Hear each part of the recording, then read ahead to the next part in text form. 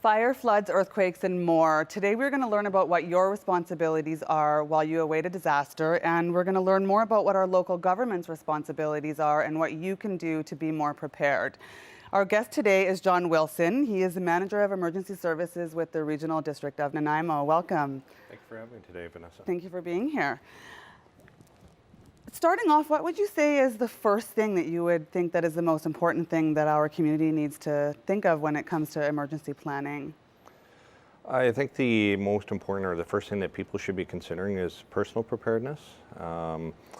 It's proven that people who take the time to develop preparedness kits to be aware of the risks and what they need to be prepared for in their community are the ones that have a better survivability rate in major emergencies and disasters. So we do a lot of focused effort around personal preparedness, neighborhood emergency preparedness, as well as supporting our local government responsibilities for managing emergencies. Okay.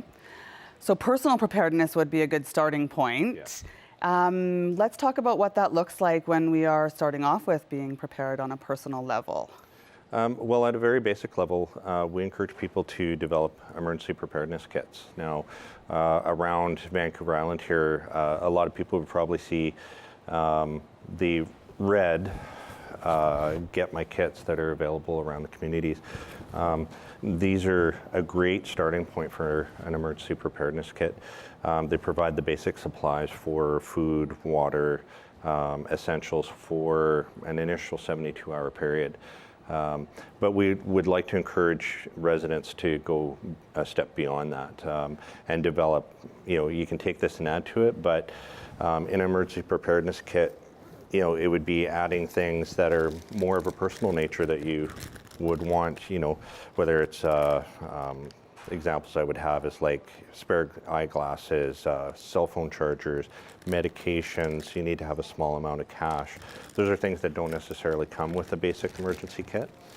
Other things that are really helpful for helping people when they are having to sort of evacuate from their home or deal with the effects of emergency is to have important documents on hand. So insurance documents for your house, for your cars, for other assets that you might have. Some local area information like a local map, what the radio stations are, because if you have an AM/FM radio, not a lot of people are using AM/FM radios nowadays. So just knowing which radio stations to go to. Having identification and photos for your loved ones, because if you're separated and you have to have authorities go in and search for your loved ones, you want to make sure that they have current photos. Having a family emergency plan, because often when we're going about our daily lives, myself, I live in Qualicum Beach, but I work in Nanaimo, so I may be separated from my family and my kids. And maybe the emergency is such that I can't get to them right away. So understanding how we're going to get in touch with each other, where we're going to meet up, having phone numbers, those sorts of things is important. And then some of the other pieces are, like a notepad and paper and other things that you think would be useful. In addition, you want to have some seasonally appropriate clothing. So in the winter, you want to make sure that you have, say, gloves and a toque and something warmer to wear, whereas in the summer you may not need that stuff. But certainly we know from being around here at all times of the year you need things like rain gear, things that will keep you dry. So there's lots that you can add to an emergency preparedness kit, and you can get that information from a number of different sources on the RDN website. Any of the local governments under their emergency program usually have information on that. And an amazing resource in the province is Prepared BC, which is the provincial emergency management website for everything to do with emergency preparedness. So they have a whole bunch of information in there that people can access. Okay. So the kit you have here from getmykit.ca, is that for one individual? This particular kit is designed, it's called a two-person deluxe kit. Okay. So it's intended for two people for a 72-hour period. So it has food, water. It actually has a small two-pole sort of pop-up tent if you need temporary shelter. It's got a little stove, those sorts of things. And interestingly enough, I have worked in other areas of the province where focus on emergency preparedness kits aren't as paid attention to. But of course on Vancouver Island here, we have some very significant risks with things like earthquakes, and we're susceptible to other things such as wildfires where you might have to evacuate on short notice. So these kits are actually developed and distributed locally from a business in Lanceville. So they're a very good starting point, but as I indicated, it's really important to include personal information and add to those kits so that you can be as resilient as possible. And a lot of that is things like you're having your insurance papers handy so that your insurer, if you're away from your home or something happens to your home, your insurer is able to locate your claim, or process your claim, identify your file number, all that sort of stuff. Of course. A common question that's come up for myself in the past is, where is the best spot to keep our grab-and-go kits? Well, certainly you might have a larger kit at your home, but if you are in a situation where you have to evacuate, having a very large kit isn't necessarily practical. So you can pack, sorry, I've got stuff falling out here, but to have a larger type knapsack that you can take the essentials with you is a very good starting point. So you could have a home emergency kit. You could have a smaller one that you keep in your vehicle, especially like me. If you're working away from where your primary residence is, you might want to have something so that if something happens, you at least have some supplies with you. For people who have pets, it's a good idea to have a bit of a kit prepared for your pet so that if you have to leave on short notice, do you have an animal carrier? Do you have a small amount of food? Do you have your veterinary records for your pet? So there's a number of different ways that you can be better prepared in the event of an emergency, and it's not a matter of if an emergency will happen, it's just a matter of when. So it's a very important piece to be prepared. Yes. Now, recently we had a little bit of a scare with a tsunami warning. Yes. Can you tell me a little bit about what the notification system surrounding these warnings look like?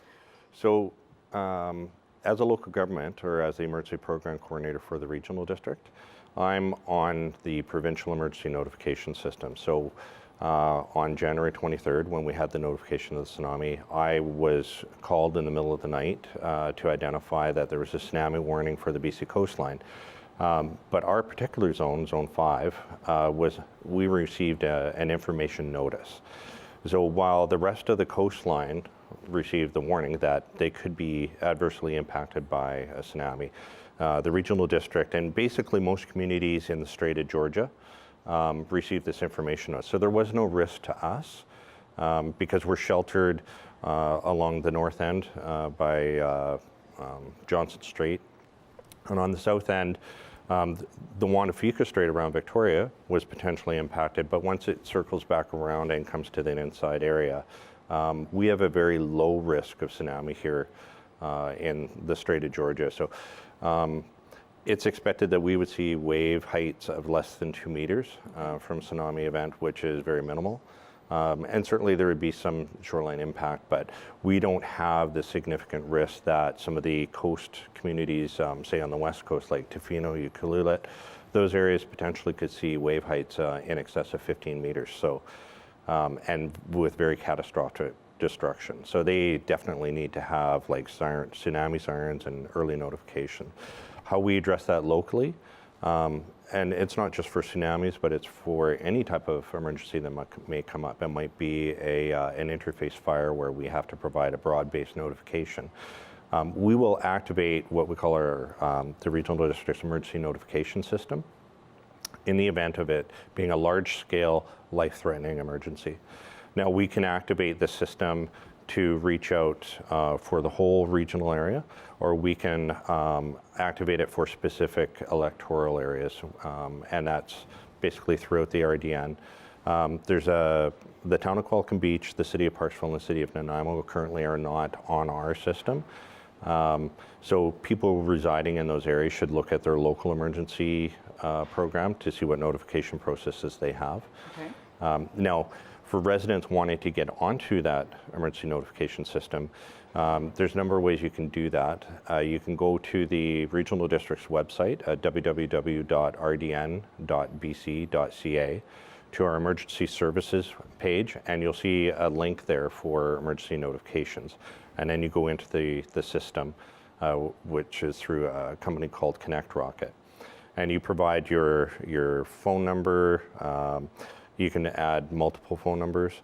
You put in your email address. You create an account for yourself, and you identify which areas of the regional district you want notifications for. Another way to easily access it is you can go onto Google or one of the search engines and just put regional or RDN emergency notifications, and immediately you'll find the link to do that. That system is suitable for residents as well as visitors, which is an interesting add-on. So people who are visiting our area can register for notifications, and they put in their cell phone contact, and they indicate the amount of time that they're going to be in the area.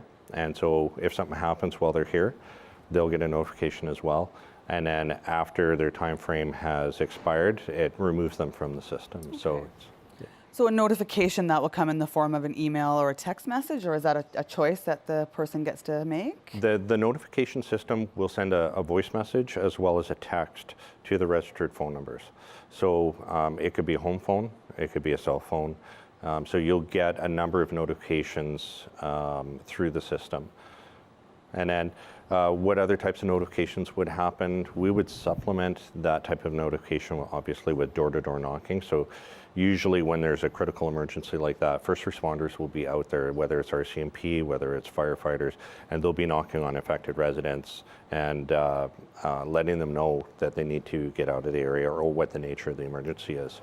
And when on the emergency notification system, when it comes through, the text message, because it has to be fairly concise, it'll indicate the nature of the emergency, any immediate instructions that we may have. So if there's an evacuation order in effect, and then it'll say where to get more information. Typically, that's going to be on the Regional District's website, again at www.rdn.bc.ca,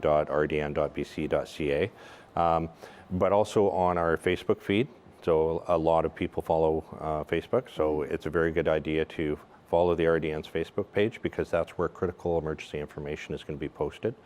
The other thing is for people that are on Twitter, the RDN has a Twitter feed, and a hashtag BePreparedRDN is usually associated with any emergency notifications that we have going out. Okay. So we have a disaster that happens, we have notifications that have gone out, we have emergency first responders in effect en route to wherever they may need to go. Yeah. You mentioned before that people should prepare maybe for a little bit longer than 72 hours. Yeah. Let's talk about the difference of what that looks like in a community like Nanaimo versus a community such as Gabriola. Well, that's a very good question. So as I indicated, the emergency kits here are typically prepared for a 72-hour period. That's very suitable to, for instance, a resident within the city of Nanaimo where there's services and availability of stores and other things right nearby. But the Regional District in Nanaimo is primarily rural. So we suggest that a recommended practice for residents is to prepare for up to 7 days. So take these kits and maybe expand on them so you have additional supplies at home to be prepared to shelter in place for additional 7 days or up to 7 days. And then if you're in an isolated or very rural area where potentially you could be cut off from access, like driving out or whatever the situation is, we suggest that you prepare for up to 14 days, because the reality of the situation is in a large-scale disaster, first responders are going to be very much overwhelmed. There could be challenges such as infrastructure, like roads are damaged. There can be challenges getting to people who are affected. So it's really important that people be prepared to wait it out a bit until help can come to them. And that's where we sort of take the message from being personally prepared with emergency preparedness kits to developing a neighborhood emergency preparedness plans. And so it's a transition from being just prepared myself and my family to now starting to build a rapport with my neighbors. So talk to your neighbors, encourage them to develop personal preparedness.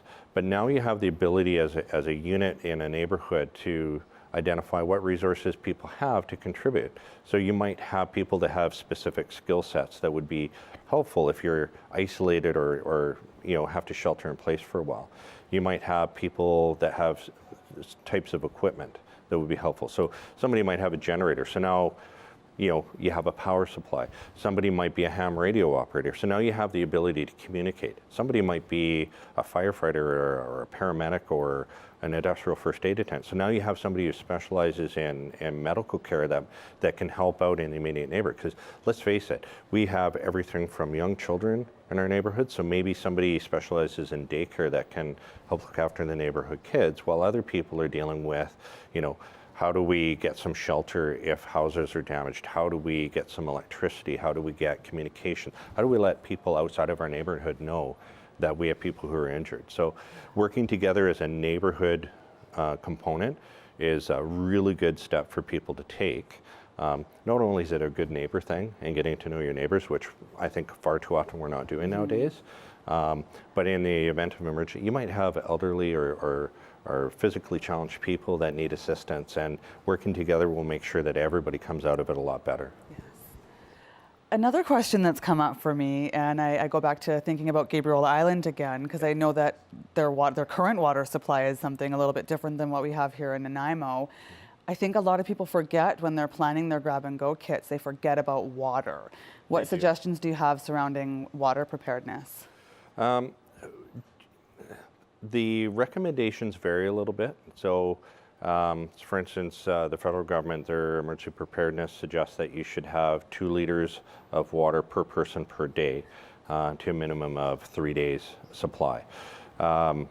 Provincially, they suggest 4 liters of water per day per person, which is great, but we all know that water is heavy. So it's not all that practical to try and carry it. So definitely have those types of supplies in your home. Mm-hmm. You can store a bit more to be prepared.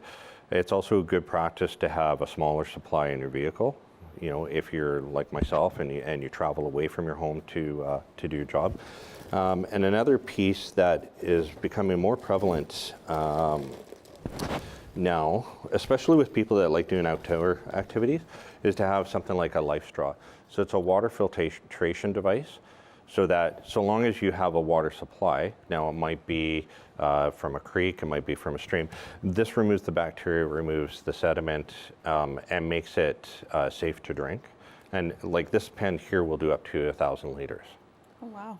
So having something like this, I think these are about $25 with some of the local retailers in your emergency kit, can make sure that you have a safe water supply. The only thing about this is that if you don't have a supply of water in order to utilize it, that's a problem. So it's good to have on hand if you need access to clean potable waters if you run out of some, but it's always a good practice to have some water on hand. Okay. Because not sure if you can't go more than 3 days without water.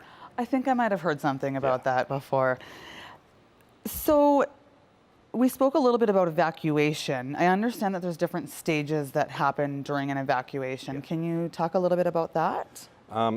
Yes. So there's sort of 3 terms that we use when we discuss evacuations. First one would be a tactical evacuation. That's usually when, right in the moment that an emergency is happening, the fire department comes in and says, look, the surrounding houses need to leave their homes because it's unsafe. Or the RCMP might have an incident where they're saying everybody has to leave because it's unsafe. That's called a tactical evacuation.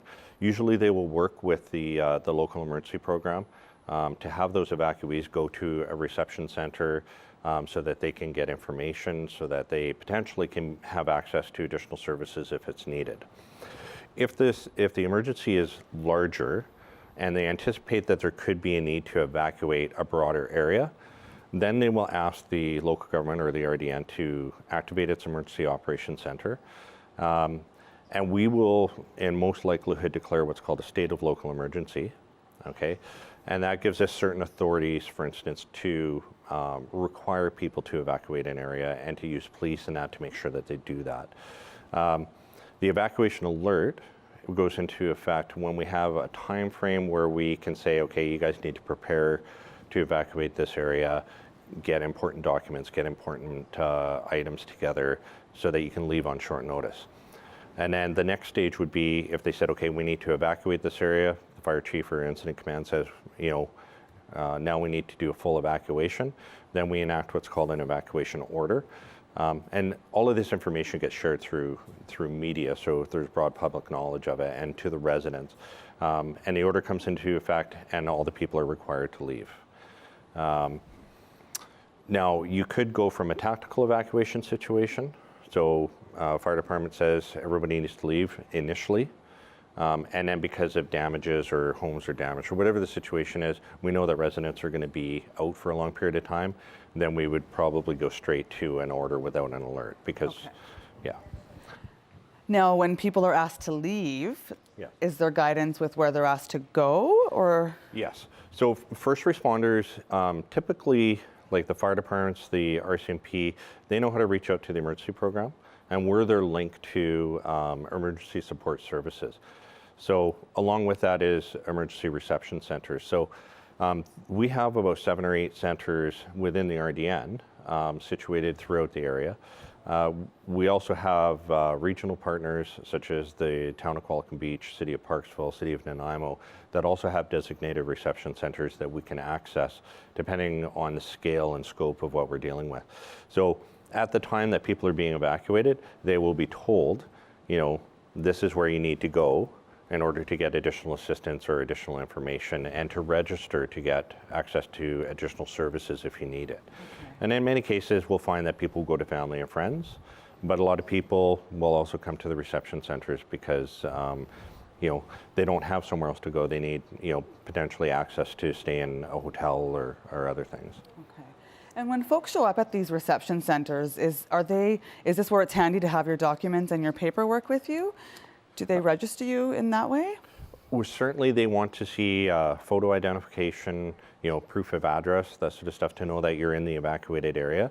But the reality of the situation is we know that in emergencies, a lot of people may not have their ID, that sort of stuff. So they're prepared to work with evacuees that may be in that situation. But the benefit of having an emergency preparedness kit, having copies of those documents is you grab it, and when you arrive there, you can go, yes, I have ID for myself, I have ID for my children, I have our health records, all that sort of stuff is available if it's needed. Excellent. How can folks get involved with volunteering with emergency preparedness and planning in their communities? Well, certainly there's a wide variety of opportunities for volunteering.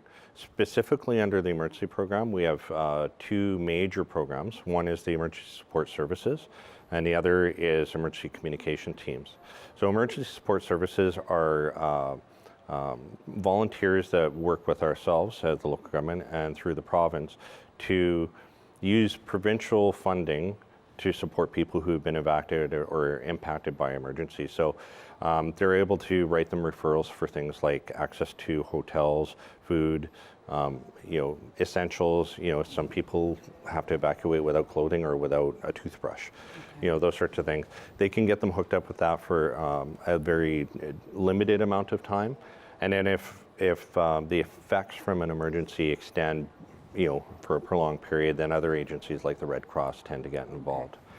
So there's another agency, Red Cross, a very prominent agency where there's volunteer opportunities.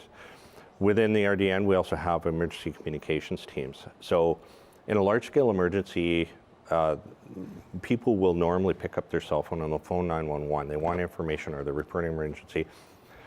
It's very probable in a large-scale emergency that the cellular communications will be overwhelmed and people will not be able to get through or to use cell phones.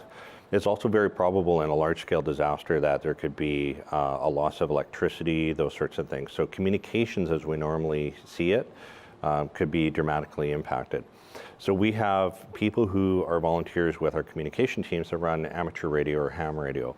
And so there's a group up in District 69, which is sort of from Nanu's north, that assist up there. And then there's groups down in the Nanaimo, greater Nanaimo area that also help out.